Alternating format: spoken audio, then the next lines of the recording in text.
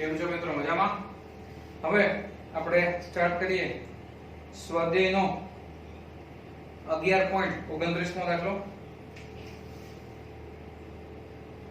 સ્વાધ્યાયનો 11.29 મો દાખલો. રકમ કંઈક આ મુજબ છે કે નીચેની ધાતુઓનું કાર્ય વિધેય આ મુજબ છે. સોડિયમ તો વર્ક ફંક્શન તમને આપેલા છે. દાખલા તરીકે work function of sodium 50 Na એના બરાબર 2.75 ઇલેક્ટ્રોન વોલ્ટ, 2.75 ઇલેક્ટ્રોન વોલ્ટ. ત્યાર પછી પોટેશિયમ છે 2.30 ઇલેક્ટ્રોન વોલ્ટ. તો work function of sodium 2.30 electron volt.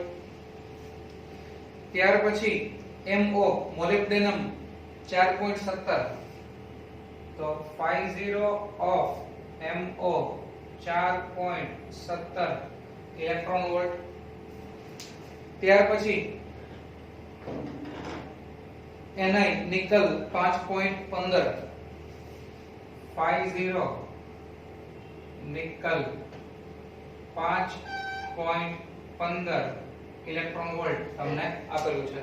બધાને બ્રેકેટમાં દર્શાવીએ તો વધારે સારું લાગશે, એટલે થોડો ચેન્જ કરી દઈએ લખાણની અંદર.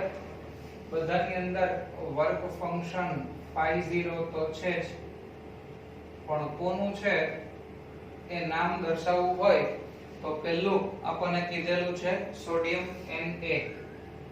એટલે પહેલા સોડિયમ છે, ત્યાર પછી પોટેશિયમ K, ત્યાર પછી મોલિબ્ડેનમ MO. ઓકે, તો આવી રીતે ચાર ધાતુઓ માટે આપણને વર્ક ફંક્શન આપેલા છે. હવે આમાંથી કઈ ધાતુ ફોટો સેલથી 1 મીટર અંતરે મૂકેલા HECD લેઝરમાંથી આવતા 3300 એંગસ્ટ્રોમ તરંગ લંબાઈના વિકિરણ માટે ફોટો ઇલેક્ટ્રિક ઉત્સર્જન નહીં આપે? તો માની લઈએ કે એક ટુકડો, સપોઝ આપણે એવું ધારી લઈએ કે ભાઈ કોઈ એક ટુકડો જે છે એ આ બાજુ રહેલો છે સોડિયમનો.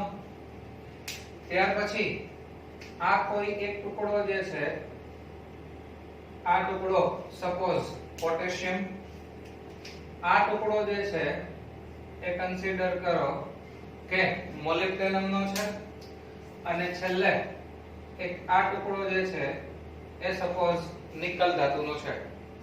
હવે પ્રશ્ન એવો કરે છે કે સપોઝ અહીંયાથી 1 મીટર 1 મીટર જેટલા અંતરે આપણે શું મૂકવું છે? 1 મીટર જેટલા અંતરે HECD લેઝર લાઇટ મૂકવી છે. તો માની લઈએ કે આ 1 મીટરના અંતરે એક આપણે લેઝર લાઇટ મૂકેલી છે. બધાની સામે એક એક મેં લેઝર લાઇટ મૂકી દીધી, બરાબર? તો આ બધું શું છે? આ બધી HECD લેઝર મૂકેલી છે. આ પણ HECD લેઝર મૂકેલ છે. HECD લેઝર મૂકેલ છે. HECD લેઝર મૂકેલ છે. આ બધી લેઝર જે છે એમાંથી 3300 એંગસ્ટ્રોમ તરંગ લંબાઈના જે છે એ કિરણો બહાર નીકળે છે, બરાબર? તો આમાંથી જે કિરણો બહાર નીકળે છે એની તરંગ લંબાઈ કેટલી છે? 3300 એંગસ્ટ્રોમ. તો આમાંથી જે તરંગો બહાર નીકળે છે એની તરંગ લંબાઈ મેં તમને દર્શાવ્યું એ મુજબ 3300 એંગસ્ટ્રોમ છે.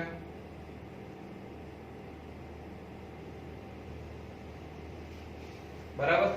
તો અહીંયા લેમ્બડા એના બરાબર 3300 એંગસ્ટ્રોમ આવું તમને આપેલું છે. હવે આના માટે કોણ ફોટો ઇલેક્ટ્રિક ઉત્સર્જન નહીં આપે? હવે કોણ ફોટોઇલેક્ટ્રિક ઉત્સર્જન નહીં આપે? તો તમારે મિત્રો શું ચેક કરવું પડશે ફોટોઇલેક્ટ્રિક ઉત્સર્જન માટે? ફોટોઇલેક્ટ્રિક ઉત્સર્જન ક્યારે આપે કે જો આ તરંગ લંબાઈ છે એને અનુરૂપ આપણે પહેલા ફ્રીક્વન્સી ગોતી લઈએ. તો અહીં આપણે લખીએ કે HECD માંથી ઉત્સર્જન પામતી આવૃત્તિ, ઓકે, એમ શોધી લેશો તો પણ ચાલશે, અથવા ડાયરેક્ટ તમે આની ઊર્જા પણ શોધી શકો છો. બરાબર? ઉત્સર્જન પામતી આવૃત્તિ શોધશો તો એક સ્ટેપ વધી જશે, એના કરતા ઊર્જાનું સ્ટેપ જે છે એ નાનું થશે.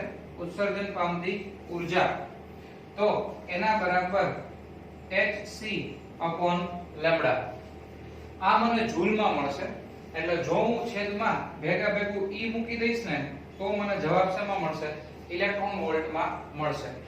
તો આ ઊર્જા એના બરાબર h 6.625 into 10⁻³ c એટલે 3 into 10⁸ છેદમાં લેમ્ડા 3300 3300 એંગસ્ટ્રોમ એટલે 10⁻10 અને e એટલે 1.6 into 10⁻19. બરાબર? તો જવાબ થઈ ગયો તમારો આખો ઇલેક્ટ્રોન વોલ્ટમાં. હવે મિત્રો આપણે કેલ્ક્યુલેશન કરીએ. ઓકે, તો કેલ્ક્યુલેશન માટે ચાલુ રાખજો.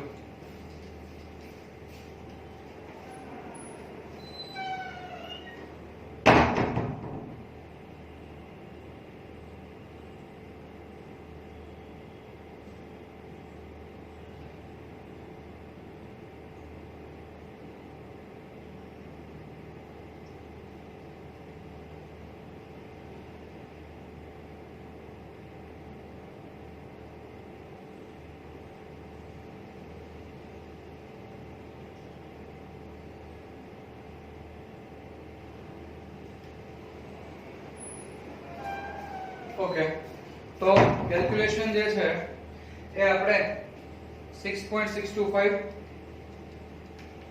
into 3 divided by 3300 divided by 1.6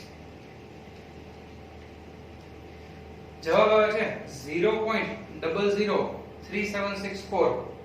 સાથે સાથે ઘાતની ગણતરી કરીએ. -19 અને -10 એટલે -29. ઉપર જાય તો +29. 29 વત્તા 8 એટલે 37. 37 માંથી 34 જાય તો +3 અને 3 ઘાત હું અહીં આપી દઉં એટલે ગુણાકારમાં 1000. જવાબ આવે છે 3.76. તો અહીંયા જવાબ આવે છે = 3.76 ઇલેક્ટ્રોન વોલ્ટ. મતલબ શું છે મિત્રો કે આ HECD જે લેસર છે એમાંથી જે 3300 એંગસ્ટ્રોમ ના વિકિરણો ઉત્સર્જિત થાય છે એ સોડિયમ, પોટેશિયમ, મોલિબ્ડેનમ અને નિકલની પ્લેટ ઉપર પડે છે. તો આમાંથી ઉત્સર્જન પામતી ઊર્જા છે 3.76 ઇલેક્ટ્રોન વોલ્ટ, જે સોડિયમના વર્ક ફંક્શન કરતા મોટી છે અને પોટેશિયમના વર્ક ફંક્શન કરતા મોટી છે. એનો મતલબ આ બેમાંથી ફોટો ઇલેક્ટ્રિક ઉત્સર્જન જે છે એની અસર ઉત્પન્ન થશે, ઇલેક્ટ્રોન્સ બહાર નીકળશે. પણ આ ઊર્જા મોલિબ્ડેનમના વર્ક ફંક્શન કરતા નાની છે અને આ ઊર્જા નિકલના વર્ક ફંક્શન કરતા નાની છે. એનો મતલબ કે આ બંનેમાં ફોટો ઇલેક્ટ્રિક અસર ઉદ્ભવશે નહીં. તો એ બાબત આપણે અહીંયા લખીએ કે સૌથી મોટું વર્ક ફંક્શન છે ni. તો work function of ni is greater than work function of બીજા નંબર ઉપર કોણ છે? mo is greater than hc/λ. hc/λ કરતા આ બંને મોટા છે. એનો મતલબ એવો થાય કે તેથી ni તથા mo માં फोटो इलेक्ट्रिक असर, फोटो इलेक्ट्रिक असर ઉદ્ભવશે નહીં, બરાબર? આ બંનેમાં ફોટો ઇલેક્ટ્રિક અસર ઉત્પન્ન થાય નહીં. તો તમને પ્રશ્ન જે છે એ આ રીતે જ કરેલો હતો કે શેમાં ફોટો ઇલેક્ટ્રિક અસર જે છે એ ઉત્પન્ન નહીં થાય, તો આ બેમાં નહીં થાય. કયા બેમાં થાય? લખવું હોય તો લખાય કે Na અને K. દાખલા તરીકે આને લખવું હોય તો આવી રીતે લખાય કે Hc/λ is greater than phi0 of sodium and phi0 of potassium. તેથી સોડિયમ અને પોટેશિયમ, તેથી સોડિયમ તથા પોટેશિયમમાં ફોટો ઇલેક્ટ્રિક અસર ઉદ્ભવશે. મતલબ કે ઉપરના બેમાંથી ઇલેક્ટ્રોન બહાર આવશે, નીચેના બેમાંથી ઇલેક્ટ્રોન બહાર આવશે નહીં. ચાલો, ત્યાર પછી જો લેઝરને પાસે લાવીને 50 સેન્ટીમીટર અંતરે મૂકવામાં આવે તો શું થાય? હવે મિત્રો એવું છે કે બીજો ભાગ છે, આ પહેલો ભાગ છે જે તમને બે વસ્તુ પૂછેલી હતી. એક તો શેમાં ફોટો ઇલેક્ટ્રિક અસર ઉત્પન્ન થાય, બીજું એને નજીક લાવો ને તો શું થાય. હવે મિત્રો આમાં એવું છે કે જ્યારે તમે આ હિલિયમ અને નિયોનની લેઝર છે એને તમે 1 મીટર અંતરે રાખો ને,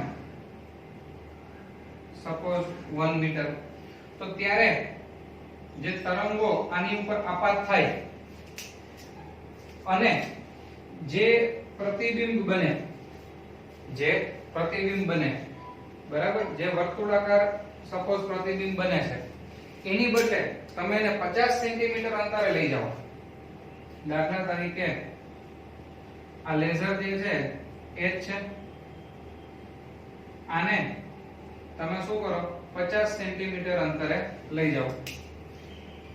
1 મીટરની બદલે આપણે નજીક લઈ જઈએ અને નવું જે છે એ ડિસ્ટન્સ આપણે કરવું છે 50 સેન્ટીમીટર.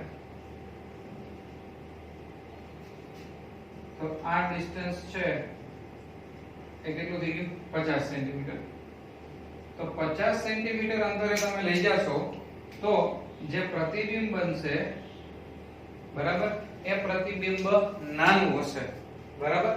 આ જે પ્રતિબિંબ છે એનું ક્ષેત્રફળ A1 અને આ પ્રતિબિંબનું ક્ષેત્રફળ A2 હોય તો આકૃતિ